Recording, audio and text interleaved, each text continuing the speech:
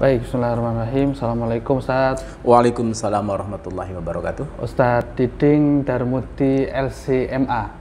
MSI. Oh, MSI. Banyak MSI. orang kalau menulis ya undangan biasanya MA, tapi yang betul itu yang sesuai dengan ijazah saya, S2 itu MSI, Master Study Islam. Master Studi Islam. Kalau LC-nya sebenarnya saya dulu kuliah itu di Jamiah Imam Ibn Saud cabang di Jakarta. Itu sebenarnya nggak ada LC. Oh gitu ya.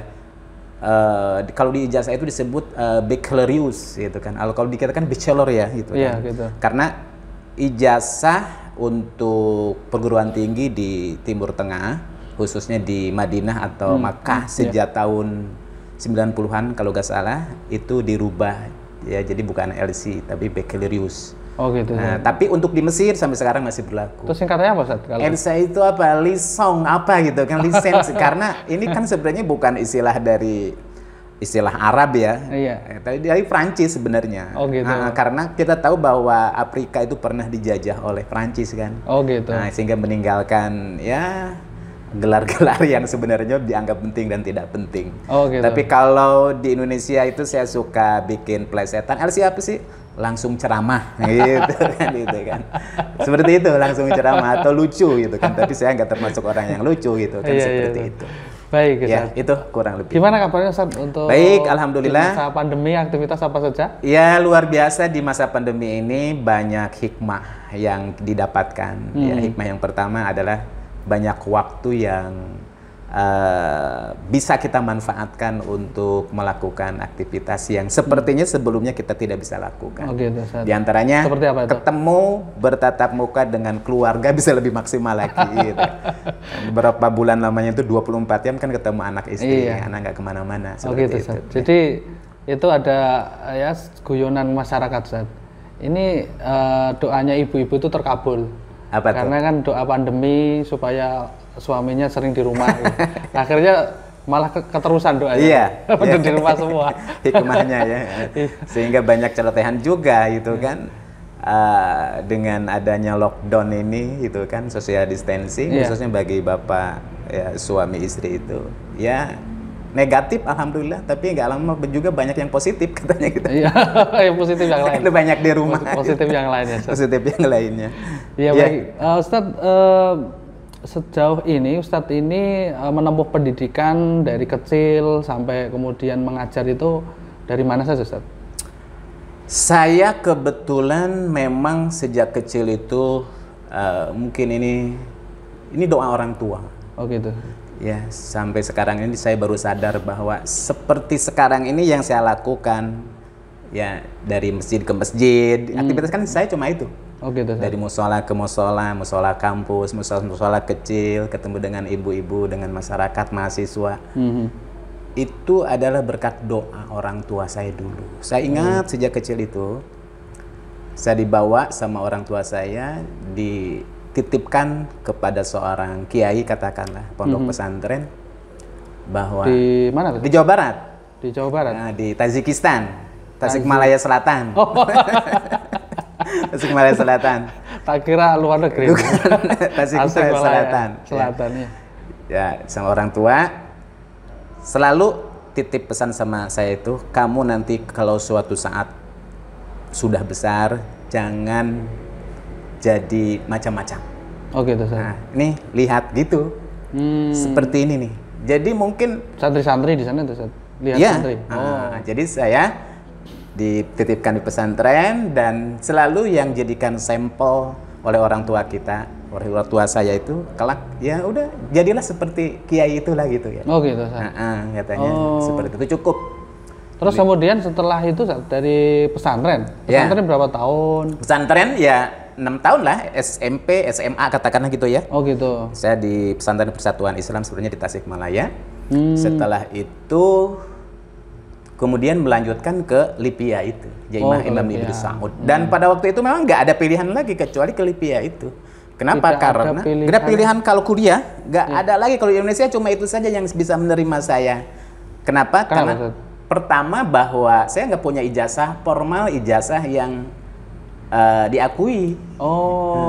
Ke Mesir saya waktu itu nggak bisa ke Mesir karena ke Mesir kerjasama dengan Indonesia resmi harus ada ijazah yang diakui. Saya nggak punya ijazah yang pada waktu itu belum diakui, ijazahnya ijazah internal. Makanya sejak dari awal pimpinan pesantren saya mengatakan kamu datang ke sini jangan berharap jadi pegawai negeri, karena nggak mungkin lah gitu kan. Iya, Ya, tapi silakan belajar, tapi bukan berarti tidak ada peluang untuk belajar lebih jauh lagi. Ada nih di Lipia, dulu tuh nggak ngerti Lipia itu di mana, namanya dulu LPBA karena tahun 1990 kan. Jadi yang ada dalam benak saya itu ya enggak kuliah ya ke sana. Ke IAIN nggak mungkin bisa. Oh gitu. Nah, karena ijazah saya nggak diakui gitu kan. Kalau cita-cita sebelumnya mau ke mana? Cita-cita sesuai dengan keinginan orang tua saya ya harus jadi kiai itu. Oh gitu. Harus jadi ustadz lah gitu kan. Jadi saya nggak merasa menyesal seperti ini karena ini doa orang tua saya seperti itu. Oh gitu. Dan mungkin ada ini kuat. Cita-cita ke Mesir atau? Ada ke Mesir karena saya juga sempat daftar ke Mesir setelah selesai di Lipia. Oh selesai Lipia ke Mesir? Saya daftar ikut tes beasiswa dan saya dapat waktu itu diterima sebenarnya. Cuma pada waktu itu juga saya daftar kuliah S2 di UIN. Ceritanya. Berarti MSc-nya di UIN itu? Di UIN, seperti itu. Nah, cuma karena waktunya bersamaan, belum lagi sudah berkeluarga, saya udah kuliah di Indonesia saja. Nah, kalau ke Mesir kan belum tentu pulang sebulan sekali kan, gitu kan? Karena sudah berkeluarga. Oh gitu. Jadi waktu diterima di Mesir itu sudah berkeluarga? Udah berkeluarga, dan itu kan beasiswa tes di UIN Jakarta seperti itu. Ya sampai sekarang saya hijrah ke Semarang, selesai, dan aktivitas sekarang di Semarang. Oke. Ini Ustadz kan Ustadz ini kan istilahnya sering bertemu dengan ustadz-ustadz lain lah ya, maksudnya di dalam maupun luar negeri. Terus kemudian mungkin juga berinteraksi dengan ulama-ulama yang ada di Gaza atau di Palestina.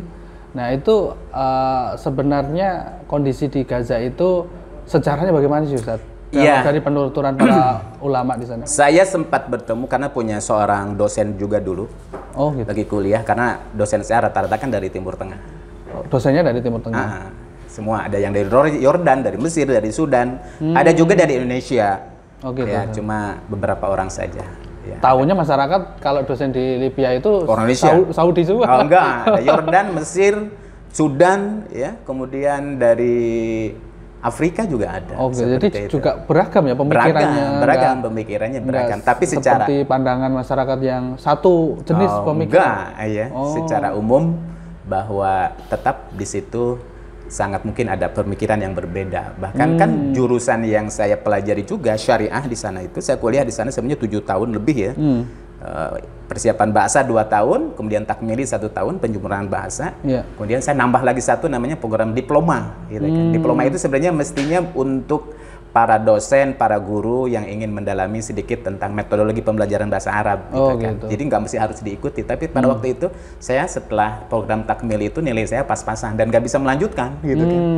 Nah, gimana situasinya? Karena kalau saya nggak melanjutkan, lah saya kuliah dari mana kan itu? Karena kita nggak dapat ijazah formal resmi. Jadi selama 3 tahun itu cuma sertifikat saja. Akhirnya saya masuk ke program diploma, di situ mencari peluang kira-kira bisa nggak lanjut ke syariah. Karena belum dikatakan kuliah kalau nggak syariah kan gitu. Akhirnya bisa asalkan nilainya bagus, ya udah diperbagus dan bisa tes masuk selesai. Nah di sanalah punya dosen dari Yordan, dari Palestina. Dekat sama Palestina. Ya, dekat kan, waktu itu kan masuk wilayah Syam kan, Yordan Palestina itu. Betul. Bahkan sebagian ada yang memang dia berinteraksi langsung dengan orang-orang Palestina gitu kan, seperti itu. Ya saya bertanya-tanya, bercerita-cerita karena kan permasalahan Palestina ini permasalahan yang sangat cukup panjang, akar sejarah yang sangat panjang. Ini sebenarnya isunya apa-apa gitu kan.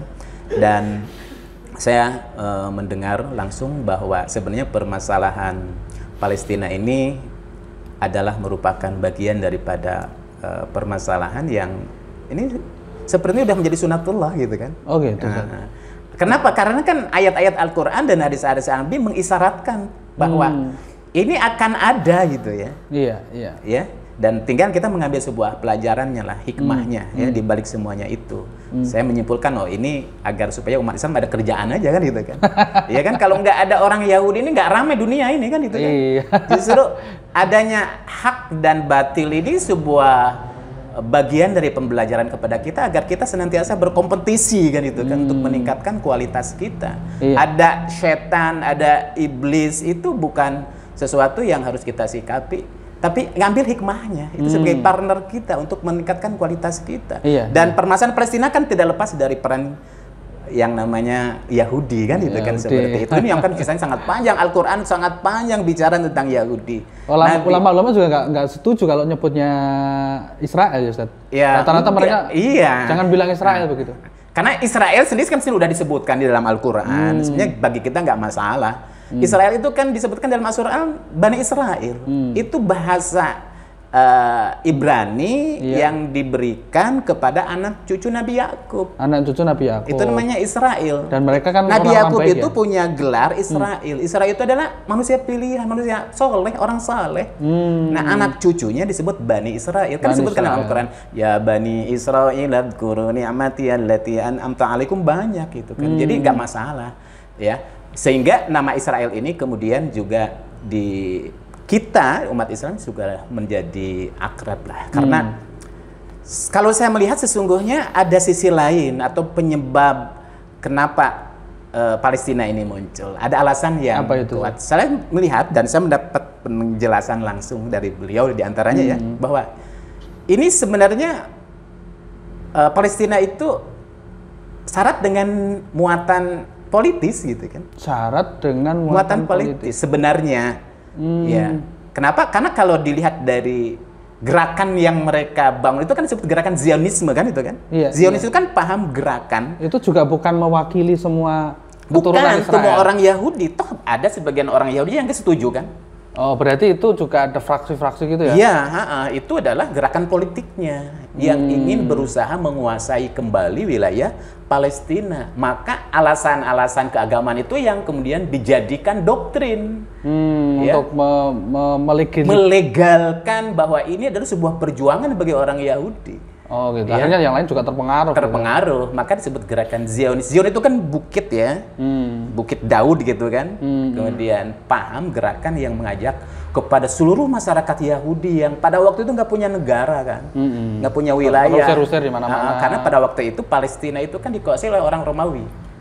Oh. Iya, Romawi yang menguasainya. Waktu zaman Nabi Isa juga. Ya, pasca Nabi Isa kan itu kan, pasca Nabi Isa, kemudian keberadaan anak cucu Nabi kan Nabi Ibrahim ya, Nabi Ishak ya. Nabi Ishak. Kita awali dari Nabi Ishak, padahal sebenarnya sejarah Yahudi itu sangat panjang, berawal dari sejarah Kanaan, anak cucu siapa? Adam alaihissalam, kemudian dilanjut pada masa Nabi Ibrahim. Nabi Ibrahim punya istri 2, Hajar dan Sarah. Nah, Siti Sarah tinggal di Palestina kan itu kan. Hajar hijrah ke Mekah. Nanti kemudian melahirkan bangsa Arab kan gitu kan. Betul. Nah, kemudian dari Siti Sarah lahir Nabi Ishak. Nah, Nabi Ishak punya anak Nabi siapa? Nabi Yakub. Nabi Yakub kemudian hijrah ke Mesir. Suatu saat kemudian punya anak cucu Nabi Yusuf, lahirlah Bani Israel. Diperbudak oleh Firaun dan kemudian kembali lagi ke Palestina kan gitu kan. Dibawa oleh Nabi Musa dan yang lainnya kan gitu kan, nanti seperti itu kisahnya sangat panjang. Pasca Nabi Isa, bangsa Yahudi di Palestina itu mengalami masa kemerosotan. Karena kita tahulah bagaimana watak orang Yahudi itu kan. Dalam Al-Qur'an itu sangat panjang kisahnya, picik, oportunis, pikirnya enak-enak saja kan gitu kan. Coba lihat ketika Nabi Musa mengajak Bani Israel dari mana? Mesir untuk masuknya. Dia berkata ketika Allah memerintahkan kepada Nabi Musa bersama Bani Israel untuk masuk ke Al-Quds, Palestina, dia mengatakan apa? Idhab ya Musa, idhab anta wa rabbuka. Kalau kamu mau masuk ke mana? Palestina, kamu pergi saja sama Tuhanmu. Bayangkan itu kan. Allah itu dianggap Tuhanmu, bukan Tuhan dia gitu kan. Inna hahuna qaidun. Kami akan duduk-duduk saja lah gitu kan. Kenapa? Saya nggak mau masuk karena di dalam Palestina itu ada kaum menjebarin, ada kaum kelompok yang sangat gagah-gagah, angker-angker. Kami nggak siap untuk melawan mereka. Nanti kalau sudah mereka keluar, hengkang kami akan masuk. Kan bagaimana nggak piciknya, diajak berjuang nggak mau berjuang. Makanya setelah itu dikutuk oleh Allah, yatihuna arba'ina sana. 40 tahun dia terlunta-lunta nggak punya negeri, kan bukan seperti itu.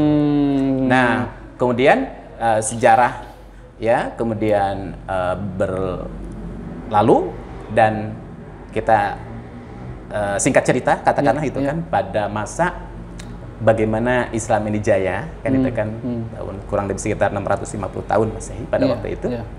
Maka Palestina yang sebelum itu dikuasai oleh Romawi. Nah, kemudian dan Allah Subhanahu wa taala sudah mengisyaratkan bahwa suatu saat nanti di akhir zaman akan muncul sekelompok manusia yang khairul ummah, yang terbaik kan itu kan akan menjadi saksi sejarah. Nah, Rasulullah berjuang 23 tahun, 13 tahun di kota Mekah, 10 tahun kota Madinah, dilanjutkan oleh Khulafaur Rasyidin. Dan pada masa pemerintahan Umar bin Khattab itulah maka Palestina direbut ditaklukkan oleh Umar bin Khattab sekian tahun lamanya hingga sampai kemudian sejarah juga yang namanya sejarah kan pasang surut ya. Ya, kadang di atas kadang di bawah, maka umat Islam mengalami kemunduran dan puncaknya adalah ketika umat Islam mengalami penjajahan Eropa kan itu kan pada waktu itu. Dan Palestina yang sebelumnya di bawah kekuasaan Turki Utsmani, Turki Otonom, ya. Dan Eropa mulai bangkit dengan kekuatan militernya, revolusinya itu, dan mengalamilah penjajahan pada waktu itu, revolusi industri, dan umat Islam mengalami kemunduran ya kan dari berbagai sisi, sudah barang tentu, dan akhirnya pada waktu itu Palestina dijajah oleh Inggris dan Prancis kan kemudian, kemudian dibagi-bagi wilayah seperti itu. Nah, disitulah kemudian Zionis masuk dengan bantuan dukungan dari Inggris. Oh, berarti Zionis itu masuk dari dukungan Inggris. Dari masa itu. Masa waktu Bani Utsmaniyah, Turki Utsmani itu kan kita sempat menyaksikan penolakan yang cukup keras. Iya, betul. Karena pada waktu itu kan bagaimanapun juga sudah menjadi fakta sejarah bahwa itu adalah murni warisan daripada pemerintahan Umar bin Khattab. Artinya itu adalah wilayah di mana diduduki, dikuasai sekian tahun lamanya oleh umat Islam, ya kan? Seperti itu. Tapi sekali lagi penjajahan terjadi pada waktu itu, dan disitulah muncul apa yang disebut dengan gerakan Zionisme, ya. Seperti itu. Jadi sebuah ajakan kepada seluruh warga Yahudi yang selama ini terlunta-lunta ada di berbagai negara, mereka nggak punya negara, maka diajak untuk kembali ke negeri yang dijanjikan. Doktrin-doktrin keagamaan mulai muncul, negeri yang dijanjikan, al-ardul muqaddasah, itu kan. Berarti dia asumsinya itu negeri yang dijanjikan oleh waktu Nabi Musa itu. Nabi Musa itu, ya. Dan itu kan doktrin-doktrin keagamaan itu memang mungkin ada dalam Taurat dan dalam Al-Quran juga disebutkan kan gitu kan. Sejarahnya sangat panjang seperti itu. Oke, Ustaz, kalau kita detailkan ya ini, misalkan kita lihat cara orang-orang Yahudi masuk itu, apakah pembelian tanah dulu atau langsung invasi, Ustaz? Ya, pada waktu itu kan dia sebenarnya langsung invasi kan, langsung gitu kan. Invasi berarti? Iya, tapi tadi dengan kekuatan bantuan dari Inggris itu, pada waktu itu. Oh, ini ada peran pihak yang Camp David atau apa itu, Ustaz? Itu kan iya pas terjadi perjanjian Camp David kan. Dan sebelumnya sebenarnya ada semacam sebuah perjanjian juga, perjanjian apa? Balfour kan itu kan, tahun 1917. Nah, itu fakta-fakta itu sebenarnya yang menjadi awal mulanya bagaimana Yahudi itu kembali ke Palestina. Kalau hubungannya dengan Indonesia, Ustaz, kan Indonesia itu merdeka tahun 1945 ya, Ustaz. Itu apakah Zionis sudah mulai melakukan invasi pada tahun itu? Ya, pada waktu itu kan sudah sebenarnya kan, dan pada waktu itu Palestina, orang Yahudi di sana itu kan sudah mulai ada konflik, itu kan sudah tahun 1944-an ya kan. Indonesia merdeka tahun 1945. Jadi ya di antara waktu-waktu itu ya. Dan itu dunia Islam kan sedang mengalami penjajahan. Di berbagai negara kan itu kan, termasuk Indonesia dijajah oleh apa? Belanda, oleh Jepang dan yang lainnya. Makanya pada waktu itu ya memang merupakan sebuah tragedi besar umat Islam itu sesungguhnya ketika pemerintahan Turki Utsmani itu jatuh tahun 1924 ya kan. Iya, itu juga sempat waktu itu membantu Jogja, Aceh. Betul. Makanya ketika pemerintahan Turki Utsmani itu tumbang, maka umat Islam itu kan bagaikan anak ayam yang kehilangan induknya. Termasuk Indonesia kan dijajah oleh Eropa, sebuah negara Libya dijajah oleh Italia kan itu kan. Kemudian wilayah-wilayah Mesir juga oleh Prancis dan yang lainnya, karena dunia Islam itu ibarat kue yang dibagi-bagi gitu kan. Nah, makanya ketika era kemerdekaan bahwa salah satu di antara negara yang punya peran penting dan ikut memberikan dukungan yang luar biasa terhadap kemerdekaan Indonesia itu adalah diantaranya Palestina, kan gitu kan? Palestina tuh. Palestina. Kita bisa lihat banyak ini sudah menjadi tulisan ya. Waktu itu Palestina apa itu dukungannya ke Indonesia dalam bentuk support dan negara yang mengakui kan gitu kan. Berarti waktu itu sudah ada negara Palestina? Sudah ada sebenarnya, cuma pada waktu itu kan menjadi persengketaan ketika orang Yahudi tiba-tiba datang ke sana mencaplok kan gitu kan, mengambil wilayah itu adalah wilayah milik Palestina. Itu yang ditolak oleh masyarakat Palestina kan gitu kan, seperti itu. Atas bantuan Inggris sekali lagi. Nah, pada waktu itu sebenarnya satu negara yang pertama kali memberikan dukungan support secara moral itu adalah Palestina, ya. Dengan Presiden Soekarno menyadari itu. Dan para pendiri negeri ini menyadari semuanya, karena ketika masa era akan diproklamirkannya negara Indonesia kan juga melakukan lobby kan itu kan, dukungan-dukungan. Salah satu syarat. Salah satunya itu pengakuan negara, ya. Dari negara wilayah yang lain ya, melalui utusannya kan itu kan. Kita lihat di museum ada saksi foto sejarah bagaimana utusan dari Indonesia datang ke Mesir kan itu kan, melobi Perdana Menteri sana gitu kan. Waktu itu ada Palestina, Mesir ya. Ya, betul. Nah, salah satunya itu adalah ada seorang mufti besar Palestina, dan ini sudah dituliskan. Ini ada beberapa tulisan yang luar biasa. Ini menjadi informasi yang penting bagi kita ya, di saat kita sekarang menyaksikan saudara kita Palestina yang sedang membutuhkan dukungan moral ya kan, bahkan bukan moral tapi secara material juga, yang dulu pernah mendukung kita bangsa Indonesia dari penjajahan Belanda, itu adalah Palestina. Salah satunya adalah mufti yang bernama siapa, Muhammad Amin Al-Husaini, mufti besar ya pada waktu Mesir itu. Ya.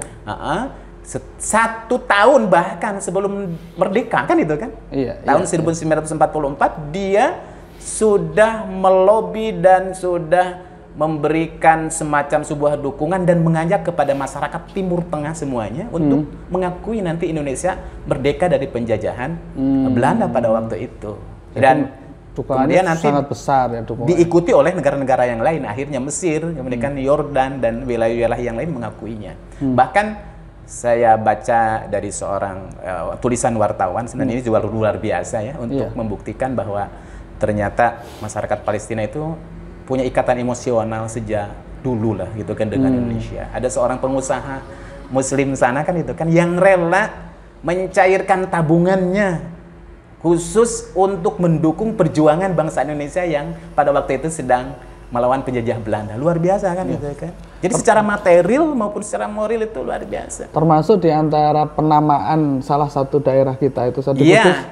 Itu kan ada Al-Quds ya kan itu kan. Makanya saya suka nanya, ini dari mana?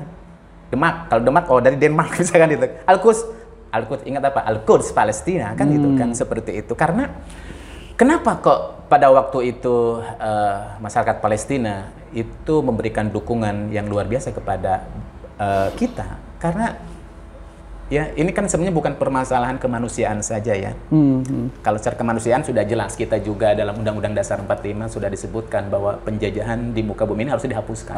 Karena tidak sesuai dengan pri kemanusiaan dan keadilan kan itu. Makanya sampai sekarang sikap negara kita jelas ya, mendukung perjuangan Palestina kan.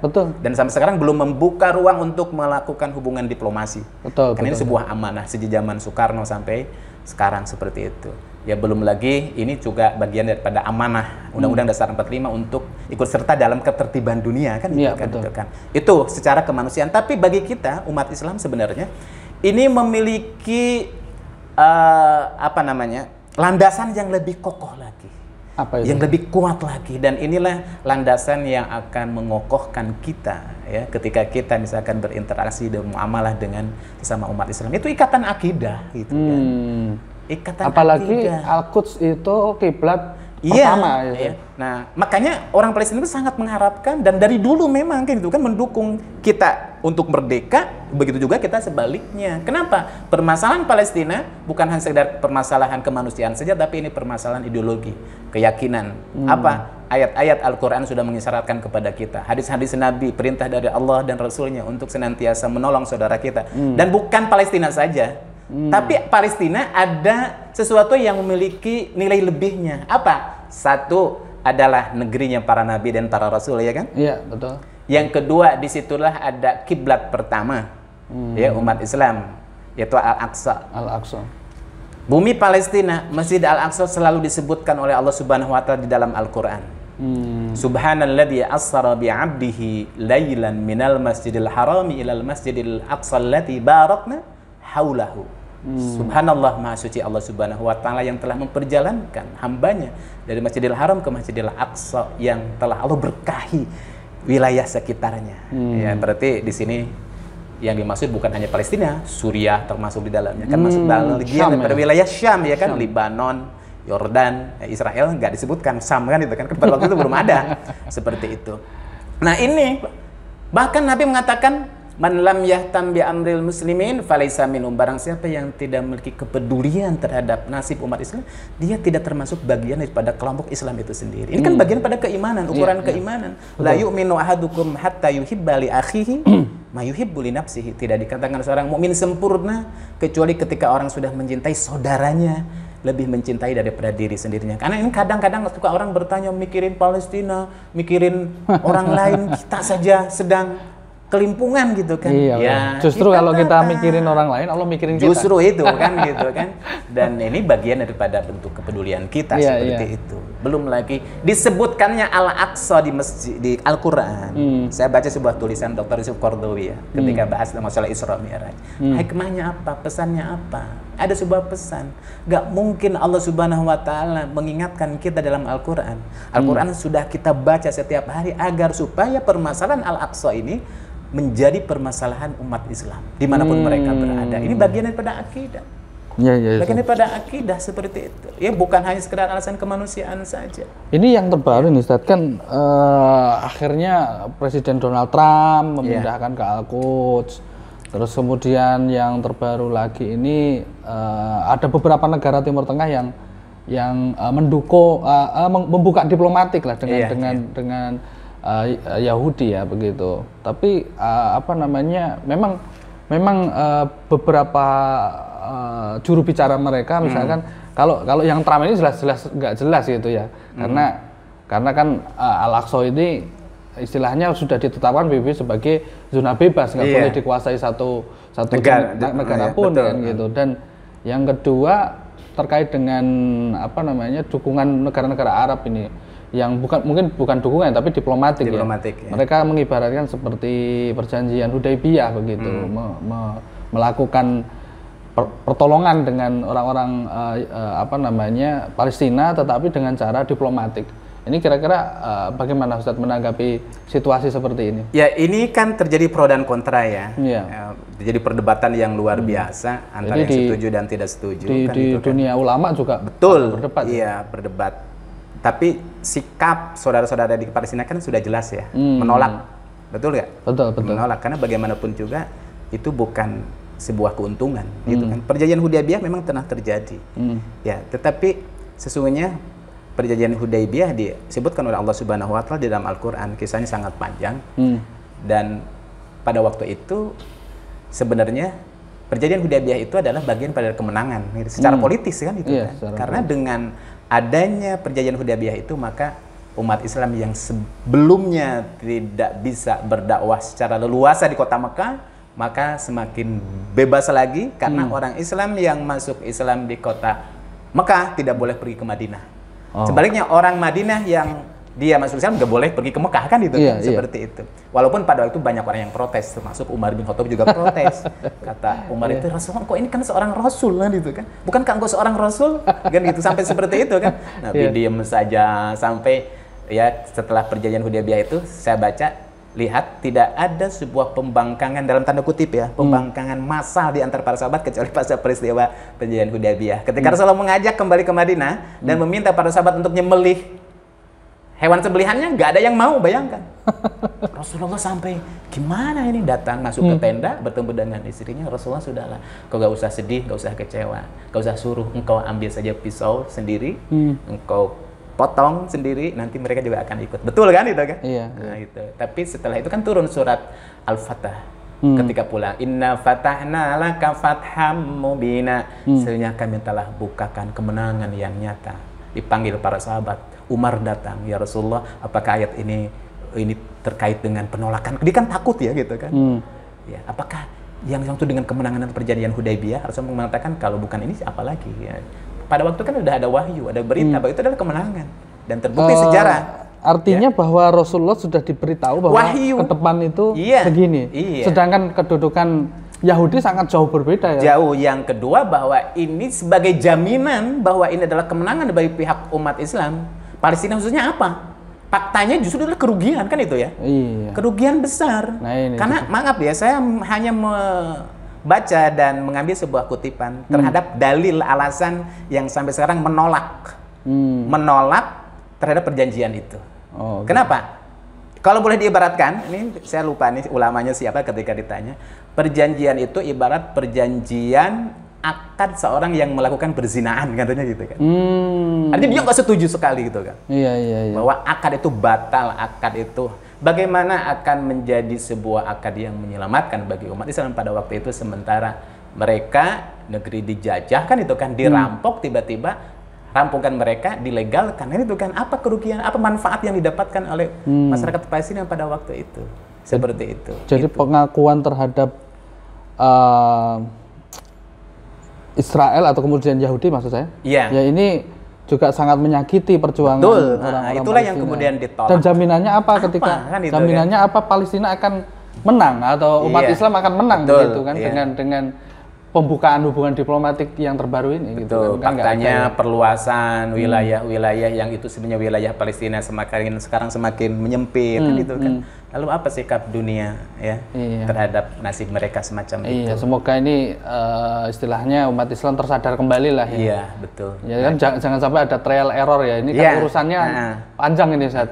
Makanya sampai sekarang maaf ya, saya bukan melihat semacam sebuah sikap pesimis anak-anak Palestina, pejuang-pejuang Palestina dan saudara-saudara kita di Palestina yang dia itu kemudian lebih sering menolak perjanjian diplomatis ya gitu kan. Karena mereka meyakini bahwa ya bukan ini sudah menutup diri, faktanya bahwa sifat watak orang Yahudi itu selalu ingkar terhadap perjanjian kan gitu kan. Dari zaman Rasulullah suku-suku itu mengingkari. Bagaimana pengkhianatan perjanjian orang Yahudi terhadap Nabi? Kita tahu dalam sebuah pada masa pemerintahan Nabi ya. Dan ini muncul sebuah nasir yang luar biasa, Khaybar ya Yahud Yaisu Muhammad Sawfa Yahud. Itu adalah berbicara tentang bagaimana pengusiran Nabi terhadap penduduk Yahudi Khaybar yang mengkhianati perjanjian gitu kan. Dan mereka kan diusir oleh Nabi di Madinah, dan mereka pernah tinggal di Madinah. Dan Al-Quran bicara tentang sifat Bani Israel itu, walaupun tidak semua ya, yang Bani Israel yang soleh, dia ini banyak juga. Kan diantaranya apa? Dia selalu ingkar terhadap perjanjian. Jadi ya sedikit ya Ustaz. Maksudnya orang Yahudi itu sedikit sekali yang menerima hidayah ya. Iya. Tapi tetap ada meskipun ada dan dia beriman, masuk Islam, meyakini kebenaran dakwah yang dibawa oleh Nabi Muhammad SAW, ya. Dan akhirnya menjadi pengikut setia Nabi. Di kalangan para sahabat kan ada orang-orang Yahudi banyak yang masuk Islam, ya kan gitu kan.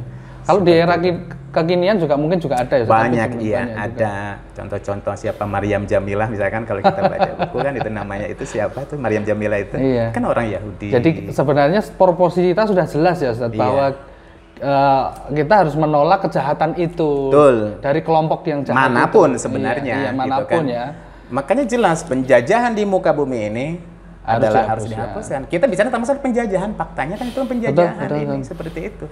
Baik. Ya selain tadi alasan ideologis, ternyata kok Al-Quran banyak mengutip. Hingga sampai Nabi mengatakan lan taqumus sa'ata yuqatilul muslimuna al-yahud wa yaqulu syajar wal hajar ya jaisu Muhammad uktulhu illa sajaratu gharqat uktulhu hadza yahudiyun yakhtabi wara'i. Ya. Kemudian apa? Illa syajaratu gharqat. Saya pernah menanyakan hadis ini kepada dosen saya orang Palestina. Ya, ini hadis ini bener nggak sih kan gitu kan? Iya, gimana Ustaz? Sanadnya sahih hadis itu. Dan ini ternyata bukan diyakini saja oleh kita. Orang Yahudi juga meyakini. Oh gitu. Iya. Jadi orang Yahudi juga meyakini. Iya. Kan begini, tidak akan terjadi hari kiamat kubra, hari kiamat besar. Iya. Melainkan akan terjadi sebuah pertarungan besar. Huru hara akhir zaman gitu. Kita kembali kepada akhir zaman kan gitu kan. Iya. Tapi juga nggak dalam waktu ini ya. Iya, nggak tahu siapa. Tapi faktanya sampai sekarang kan masih ada konflik. Jangan-jangan sudah di akhir zaman kan. Kita lagi isu tentang akhir zaman kan luar biasa. Kan lihat kondisi semacam sekarang ini suka dikait-kaitkan kita. Iya itu yang jadi kadang perdebatan yang cukup panjang ini tentang akhir zaman. Saya sih tidak kemudian menyebutkan iya sekarang zaman ini gitu kan. Cuma kita bicara tentang masalah hadis saja kan. Tidak akan terjadi hari kiamat, melainkan akan terjadi sebuah pertarungan besar antara umat Islam dan orang Yahudi. Sampai nanti tentara umat Islam mengatakan, ya Jaishu Muhammad, ya Jaishu Muhammad, wahai tentara Muhammad, wahai tentara Muhammad, perangilah orang-orang Yahudi, tongilah orang-orang Yahudi, karena dia sedang bersembunyi di balikku. Jadi sampai bebatuan berbicara kan itu kan. Itu sampai kelak ke depan sampai begitu. Iya. Kecuali ada satu pohon yang pohon itu tidak membicarakan, tidak menyampaikan, tidak mengabarkan kepada tentara Nabi, yaitu Sajaratul Gharqad, pohon Gharqad. Saya tanya, ini pohon Gharqad itu seperti apa? Apa seperti pohon jengkol gitu kan? Bentuknya seperti apa? Ada sih, gak apa? Cuma dongeng, cuma mitos. Kata dosen saya itu ada, dan sampai sekarang pohon-pohon itulah yang kemudian ditanam di pemukiman Yahudi itu sebagai bentuk eksistensi keberadaan mereka. Seperti itu. Dan ini juga populer kan dalam apa namanya YouTube. Tapi saya nanya langsung dengan dosen saya pada waktu itu tentang hadis ini, dan ini sudah lama sebenarnya kan gitu kan. Jadi apa namanya ini alasan ideologis semacam itu, alasan yang sangat punya alasan bagi kuat untuk kita bukan hanya sekedar permasalahan kemanusiaan, tapi ini adalah bagian daripada bentuk keimanan kita. Gitu. Ya seperti itu, bagian daripada kepedulian kita, seperti itu. Minimal kalau teman-teman yang non Muslim lah kemanusiaan ya lah Ustaz. Kemanusiaan. Tapi kan faktanya memang ini adalah juga isu kemanusiaan. Siapa sih orangnya yang hidup ingin dalam penjajahan, di dalam kezaliman, ya. Seperti itu. Ya walaupun ada sebagian, ini kayaknya ayat ini sudah gak cocok lagi. Walan tardu ankal yahudu wala nasara hatta tattabi'a millatahum, tidak akan pernah ridho orang Yahudi, kan itu kan? Iya. Ini kan kalau dalam kalimatnya itu lan. Lan itu dalam bahasa Arab itu tidak akan pernah. Kalau lam tidak, tapi suatu saat akan, 1 tahun 2 tahun. Oh gitu.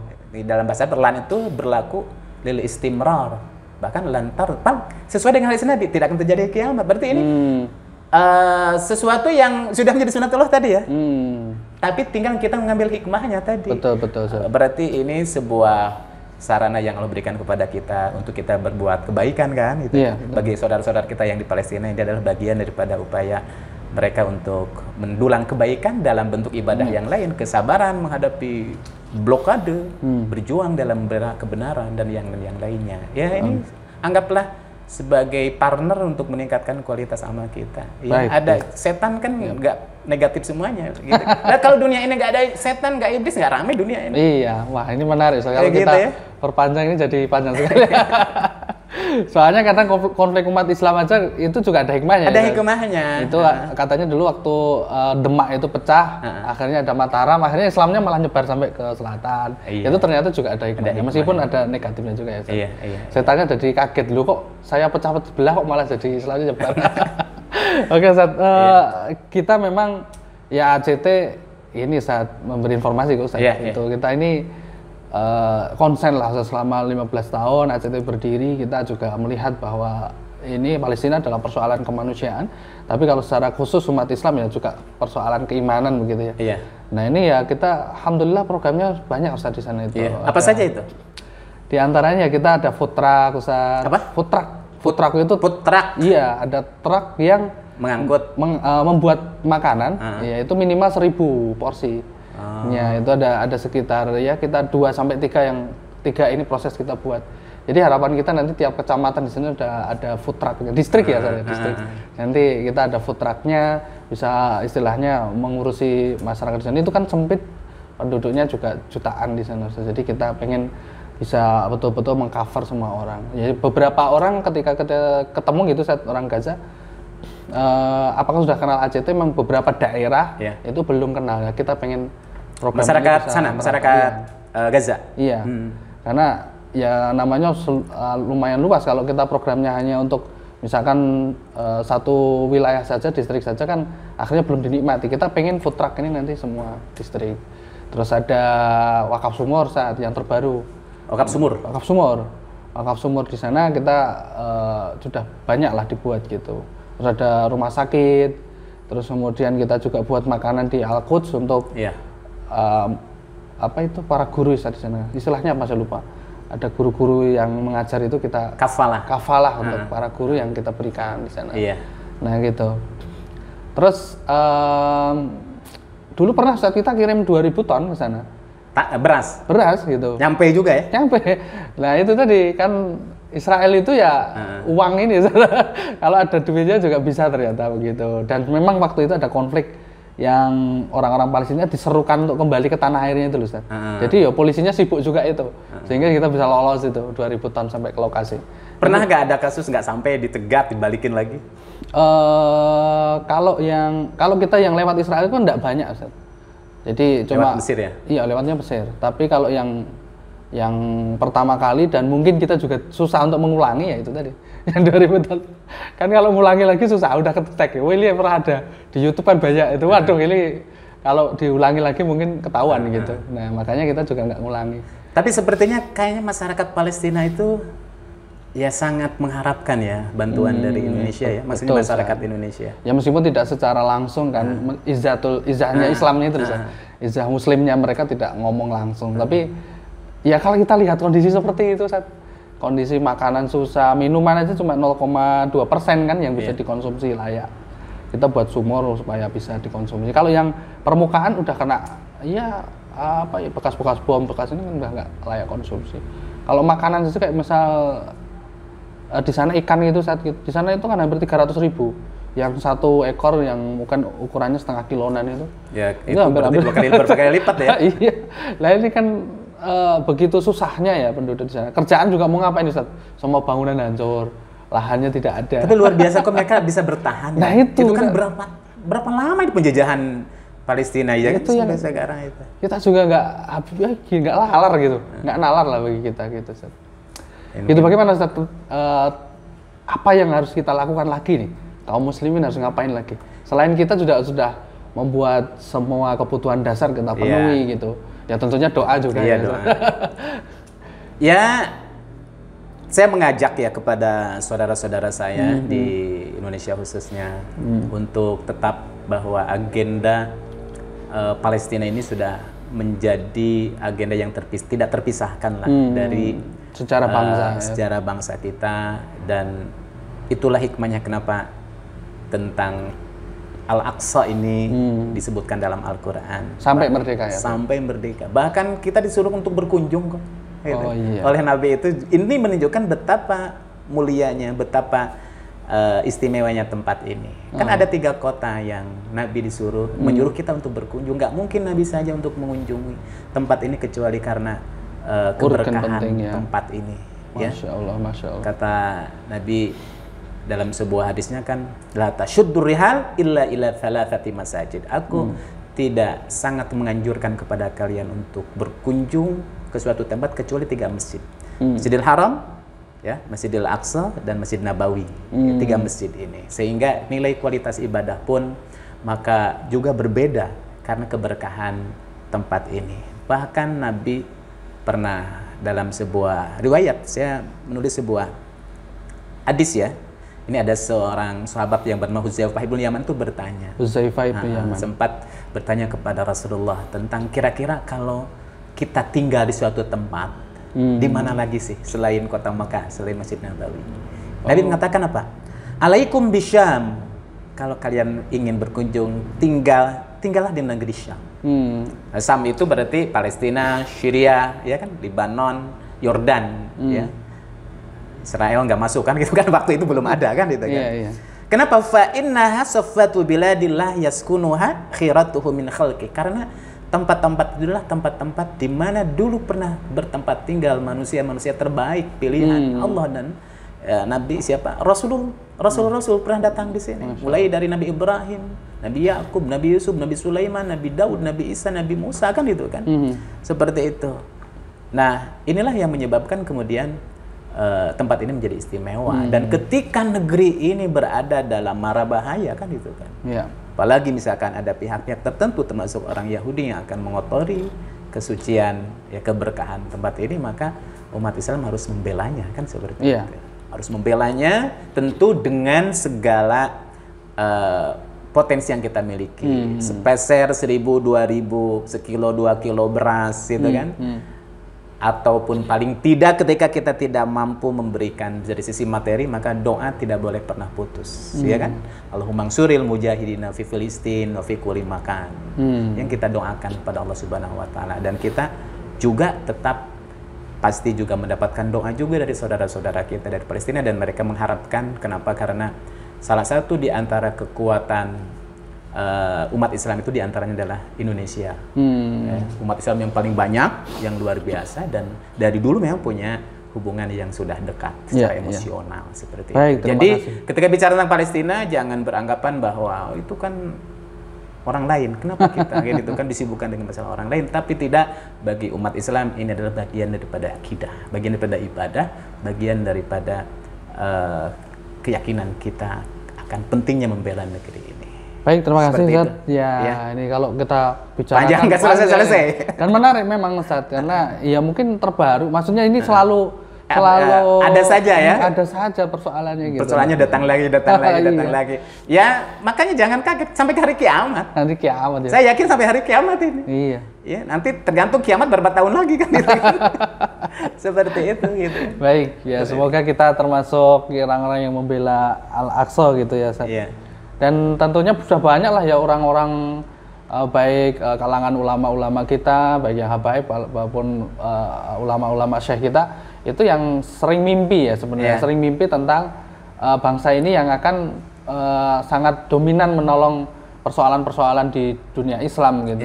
Termasuk diantaranya orang-orang Palestina sering bilang ke kita bahwa orang Indonesia itu sering itu masuk dalam mimpi mereka gitu, jadi sering menolong gitu, karena mungkin terbawa bahwa kita sering ke sana membantu, akhirnya terus termimpikan bahwa kita lah yang akan menjadi faktor dominan kemerdekaan Palestina. Gitu. Saya yakin kalau seandainya Indonesia ini kokoh, kuat, dan menjadi salah satu kekuatan dunia, ya, gitu kan, bisa, ya. Insyaallah. Tergantung bagaimana negeri kita. Ya, gitu kan. Baik, terima kasih Ustaz. Jazakallah telah hadir dalam kesempatan ini. Semoga bisa ngobrol-ngobrol lagi. Siap. Saya akan siap kapanpun untuk diajak ngobrol-ngobrol. Ngopi kan itu. Ngobrol ya, yang bermanfaat insya Allah. Ya, insya Allah. Baik, terima kasih semuanya. Dari saya, assalamualaikum warahmatullahi wabarakatuh. Assalamualaikum warahmatullahi wabarakatuh.